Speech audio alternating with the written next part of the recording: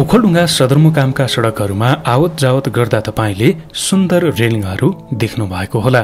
दुर्घटना न्यूनीकरण र बजारको सौन्दर्य वृद्धि गर्न ओडा कार्यालयहरूले बजारको सडक छेउमा रेलिङ राखेका छन्। सिद्धिचरण नगरपालिकाको ओडा नम्बर 12 को हटिया क्षेत्र र ओडा नम्बर 11 को हुलाक डाँडा रामबजार क्षेत्रका सडक छेउमा फलामे रेलिङ लगाइएको छ। सिद्धिचरण नगरपालिका 12 नम्बर ओडा कार्यालयले चालू आर्थिक वर्ष 2081-82 मा विनियोजित 3 लाख बजेटबाट हटिया क्षेत्र र भैरव टोलका सडक छेउमा फलामे रेलिङ राखिएको ओडा अध्यक्ष उमङ्ग श्रेष्ठले बताउनु भएको छ।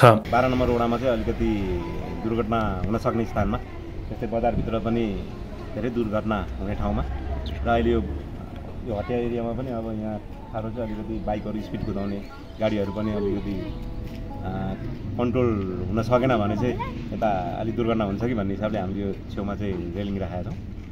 यो चाहिँ यो आर्थिक वर्ष 81-82 को ओडाको बजेटबाट विनियोजन गर्दा हामीले यो काम चाहिँ सम्पन्न गऱ्यौँ। हजुर, यसको लागि कति बजेट विनियोजन भएको थियो?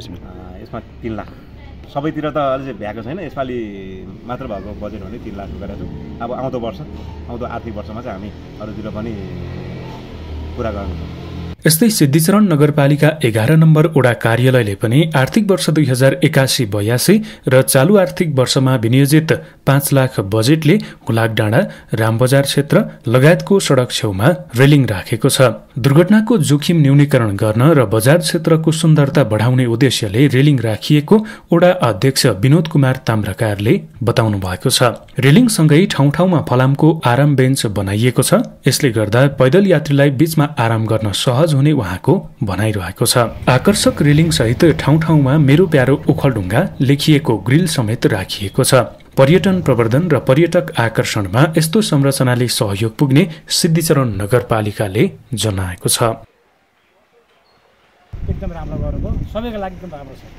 मलाई एकदम खुसी लागेको छ। यो ठाउँ ठाउँमा त्यो मुन्ते पनि बच्चाहरू पोहोरमा झरेर होइन एक्सिडेन्ट भइरहेको थियो, गाडीहरू गर्दा घरले घुसिरहेको थियो। त्यसलाई चाहिँ एकदम यसले राहत गराएको छ। राम्रो काम गर्नु भएको छ। यस उहाँलाई धन्यवाद गर्नुहुन्छ, धन्यवाद भन्छु। बजारमा आउने हरेक यात्रीहरूलाई चाहिँ तपाईँको धेरै सहज बनाएको छ।